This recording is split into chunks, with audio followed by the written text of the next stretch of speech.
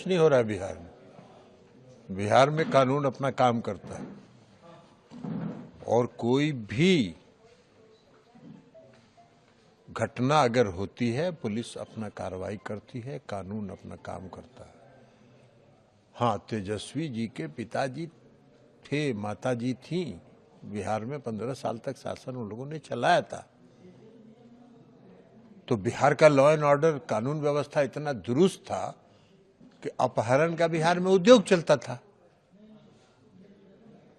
कोई शाम में सूर्यास्त के बाद घर से निकलना नहीं चाहता था। और जितने स्वतंत्रता सेनानी हैं वो सब तो उन्हीं के साथ है ना। सिवान के स्वतंत्रता सेनानी, उस पूरे इलाके के स्वतंत्रता सेनानी, अभी लोकसभा के चुनाव में जिन लोगों को मेरे खिलाफ मैदान में उतारे थे वो तो फ्रीडम फाइटर थे ना, स्वतंत्रता सेनानी। स्वतंत्रता आंदोलन में आजीवन कारावास हुआ था उनको। तो ये सब स्वतंत्रता सेनानी के साथ लेके गठबंधन करके चलेंगे तो वही होगा जो पुराना बिहार का लालू जी का, राबड़ी जी का शासनकाल था, वही वापस आएगा। नीतीश कुमार जी के शासनकाल में पिछले 20 साल में कोई रात में डर लगता है किसी को? किसी भी समय कोई भी कहीं से कहीं पहुंच सकता है, कोई रोकने टोकने वाला नहीं है। तो इसलिए उनके पिताजी माताजी के राज को भी जरा याद हो। उसमें तो कहेंगे कि हम तो नाबालिग थे, हम तो देख भी नहीं किए।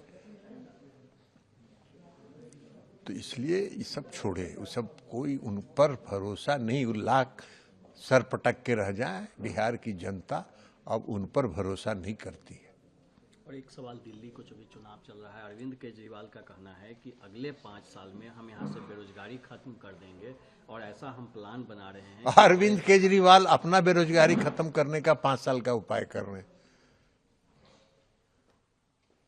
अपना जो उनका रोजगार है उसको वो चलाने का उपाय सोच रहे हैं। दिल्ली की जनता का क्या बेरोजगारी दूर करेंगे वो? 5 साल में क्या किए? उसके पहले 5 साल में क्या किए? अपना रोजगार बढ़ाए।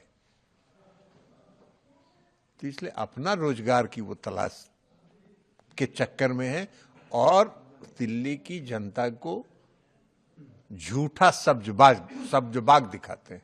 जैसे कि मैं सो रहा हूँ तो पिताजी को जगाना है मुझे, तो वो डायरेक्ट उठाने के बजाय, और हिंसा की परंपरा मेरे यहाँ नहीं थी सौभाग्य से, तो वो क्या करते थे कि उस कमरे में आ जाएंगे या बाहर से गुजरेंगे और चौपाई बोलेंगे, प्रात काल उठिके रघुनाथा